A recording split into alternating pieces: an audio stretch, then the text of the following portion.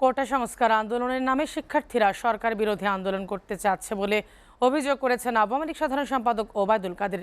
তিনি বলেন, আন্দোলনে প্রকাশ্যে অংশগ্রহণ আর সমর্থন দিয়েছে বিএনপি, জামায়াত সহ সরকার বিরোধী দলগুলো।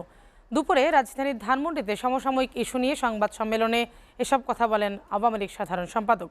কোটা সংস্কার আন্দোলনকারীদের রাজাকার স্লোগানকে চরম ধৃষ্টতা বলে মন্তব্য করে এর জবাব ছাত্রলীগই দেবে বলে জানান ওবায়দুল কাদের। এসকে সৌরভের প্রতিবেদন।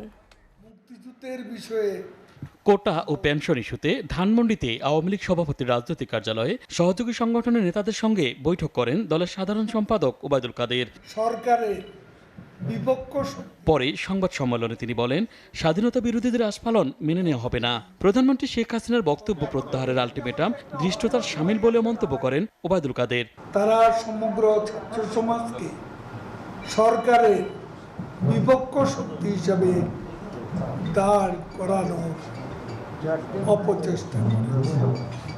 দৃঢ়তার সাথে বলতে চাই, মহান মুক্তিযুদ্ধ, বীর মুক্তিযোদ্ধাদের কোনো অপমান বাঙালি জাতি সহ্য করবে। মহান মুক্তিযুদ্ধের চেতনার বিপরীতে যে কোনো অপশক্তিকে আমরা কঠোরভাবে প্রতিরোধ করি।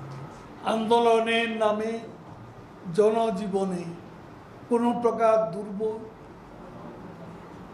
আমরা মেনে নেব না।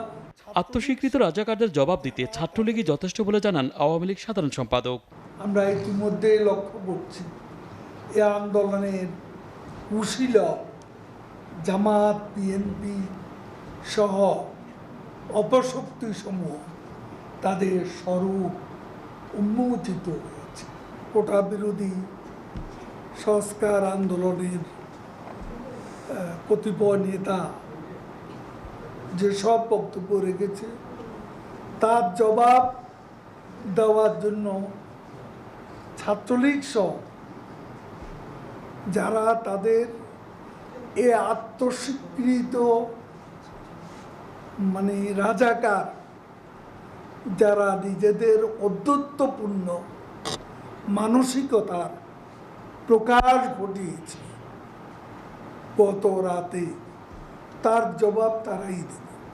মুক্তিযুদ্ধের চেতনার বিরুদ্ধে যে কোনো অপশক্তিকে প্রতিরোধ করার হুঁশিয়ারি দিয়ে যারা রাজাকারের চেতনা ধারণ করে তারাও রাজাকার বলে মন্তব্য করেন ওবায়দুল কাদের। রাজাকারের চেতনা যারা ধারণ করে তারাও রাজাকার। এদিকে নিজ মন্ত্রণালয়ে বাংলাদেশে নিযুক্ত সৌদি আরবের রাষ্ট্রদূত ইসা বিন ইউসুফ আল দুহাইলানের সঙ্গে সৌজন্য সাক্ষাৎ শেষে পররাষ্ট্রমন্ত্রী ডক্টর হাসান মাহমুদ বলেন, রাজাকারের পক্ষে স্লোগান রাষ্ট্রবিরোধী। রাজাকারের পক্ষে স্লোগান দেওয়া এটি রাষ্ট্রবিরোধী স্লোগান, এটি সরকার বিরোধী নয়, এটি রাষ্ট্রবিরোধী স্লোগান। এবং একই সাথে সেখানে সরকার বিরোধী, প্রধানমন্ত্রী বিরোধী স্লোগান দেওয়া হয়েছে।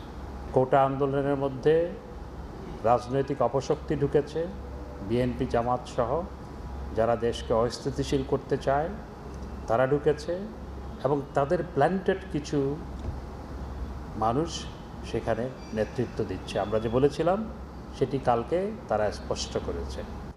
কোমলমতি শিক্ষার্থীদের সেন্টিমেন্ট নিয়ে খেলা করে দেশকে অস্থিতিশীল করতে দেওয়া হবে না বলে জানান ডক্টর হাসান মাহমুদ। কোমলমতি শিক্ষার্থীদের সেন্টিমেন্টকে ব্যবহার করা হচ্ছে, কিছু নেতৃবৃন্দ এবং বাইরে থেকে বিএনপি, জামাত সহ অন্যরা সেখানে ইন্ধন দিচ্ছে। SK Sourav, STV, Dhaka.